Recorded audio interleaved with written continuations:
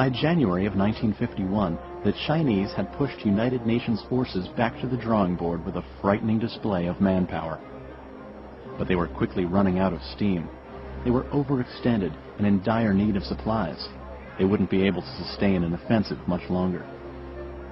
Commander Ridgway was confident the days of retreat would soon be over.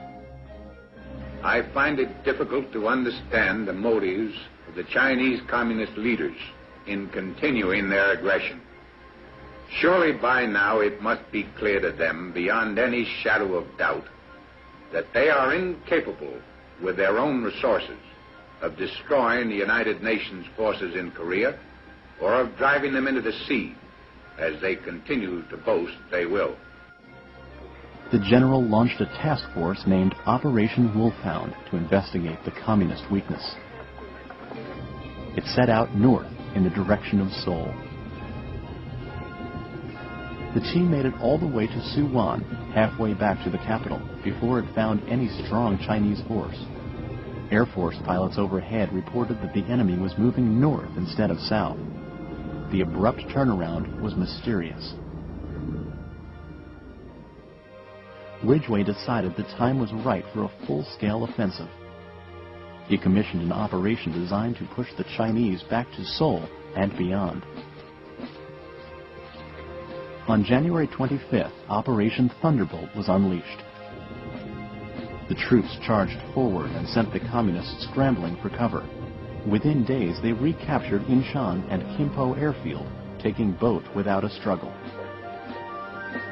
By February, the men found themselves looking triumphantly across the Han at Seoul, as they had 5 months earlier.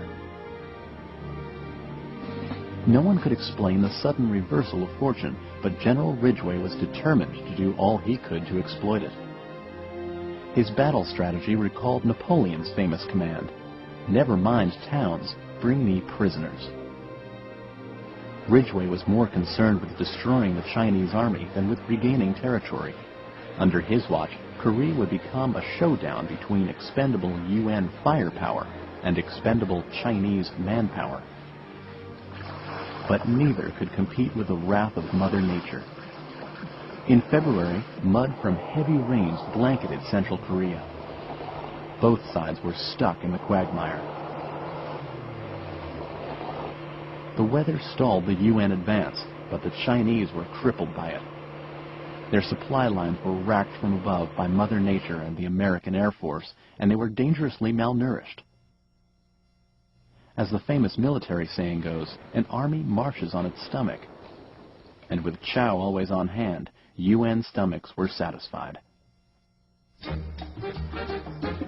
UN spirits were high, thanks in part to a new 5-day R&R program that gave them a vacation from the front.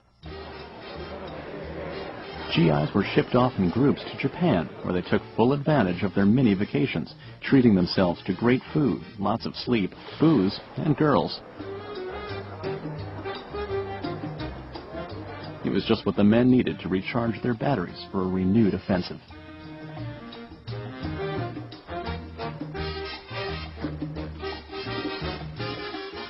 Back on the peninsula, USO shows kept the troops smiling and singing between battles.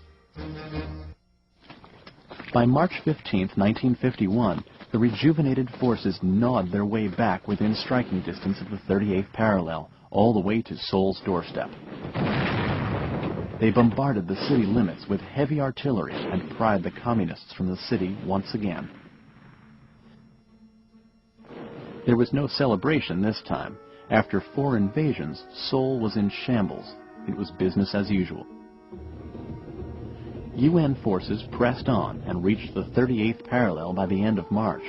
It had been 6 months since the first invasion of North Korea, and again there was a debate over how far this offensive should go. This time, President Truman wanted a settlement. As he saw it, the first attempt at uniting Korea had proven to be a mistake, and a second attempt would only waste more American lives. MacArthur had a different view. He insisted that the campaign against China be widened to include blockades of its coast and airstrikes on the Chinese mainland. Truman had had enough. He announced to the world that he was firing General MacArthur. It is with the deepest personal regret that I found myself compelled to take this action. General MacArthur is one of our greatest military commanders. But the cause of world peace is much more important than any individual. It was a shocking development and sent Truman's popularity into a tailspin. Meanwhile, MacArthur came home to a hero's welcome. He concluded his lifelong quest for immortality with a speech to a joint session of Congress.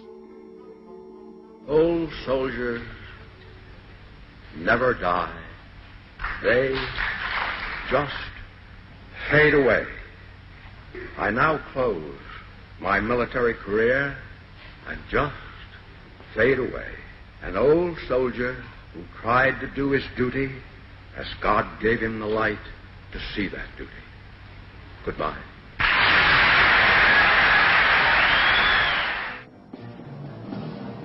With Big Mac gone, the war went on without him.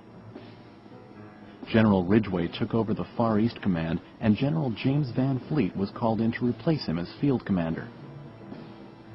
Van Fleet was the consummate soldier.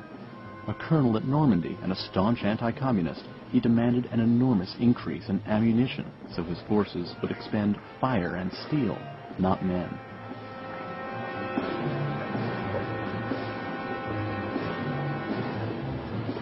As the UN arsenal expanded, the communist lines contracted. On the map, their retreat looked like a massive withdrawal. But air surveillance reports suggested the Chinese were recoiling for a massive second wave of attacks.